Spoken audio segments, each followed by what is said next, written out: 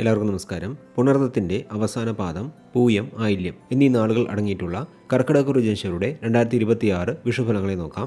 വർഷം മുഴുവൻ ശനി 9ാം ഭാവത്തിൽ നിൽക്കുന്നതിനാൽ കഴിഞ്ഞ കാലങ്ങളിൽ അനുഭവിച്ചിരുന്ന പല ദുരിതങ്ങളിൽ നിന്നും കർക്കിടകക്കുറുകാർക്ക് മോചനം ലഭിക്കുന്നതാണ്. എങ്കിലും ജൂൺ മാസം വരെ വ്യാഴം 12ാം ഭാവത്തിലും പിന്നീട് ജന്മരാശിയിലും സഞ്ചരിക്കുന്നതിനാൽ ജോലി സംബന്ധമായ യാത്രകളും അലച്ചിലും ചെലവുകളും വർദ്ധിക്കാൻ സാധ്യതയുള്ള സമയമാണിത്. അതേസമയം വിദേശത്ത് ജോലിക്ക് ശ്രമിക്കുന്നവർക്ക് ജോലി ലഭിക്കുന്നതാണ്. ജോലിയിൽ മാറ്റങ്ങൾ ആഗ്രഹിക്കുന്നവർക്ക് പുതിയ ജോലി ലഭിക്കുമെങ്കിലും തുടക്കത്തിൽ ചെറിയ ബുദ്ധിമുട്ടുകൾ നേരിടേണ്ടി വരും. വിദ്യാർത്ഥികൾ പഠനകാര്യങ്ങളിൽ കൂടുതൽ ശ്രദ്ധിക്കേണ്ട സമയമാണിത്.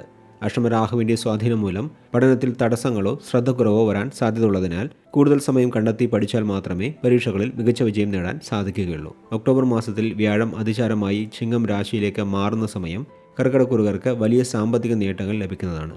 ഡിസംബർ മാസം രാഹു 7ാം ഭാവത്തിലേക്കും കേതു ജന്മരാശിയിലേക്കും മാറുന്നതിനാൽ ആരോഗ്യപരമായ കാര്യങ്ങളിൽ അതീവ ശ്രദ്ധ ആവശ്യമാണ്. വാഹനങ്ങൾ ഉപയോഗിക്കുമ്പോഴും ദീർഘദൂര യാത്രകളിലും കൂടുതൽ ജാഗ്രത പാലിക്കണം. ജീവിത പങ്കാളിയുമായി പ്രശ്നങ്ങൾ വരാതിരിക്കാൻ സംസാരത്തിൽ മിതത്വം പാലിക്കുകയും വിട്ടുവീഴ്ചകൾ ചെയ്യുകയും വേണം. വയസ്സിൽ മുതിർന്നവർക്ക് ആത്മീയ കാര്യങ്ങളിൽ താല്പര്യം വർദ്ധിക്കുന്നതാണ്.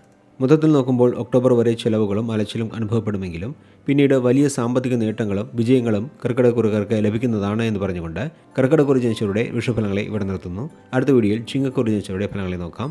അതുവരെ എല്ലാവർക്കും നന്ദി, നമസ്കാരം.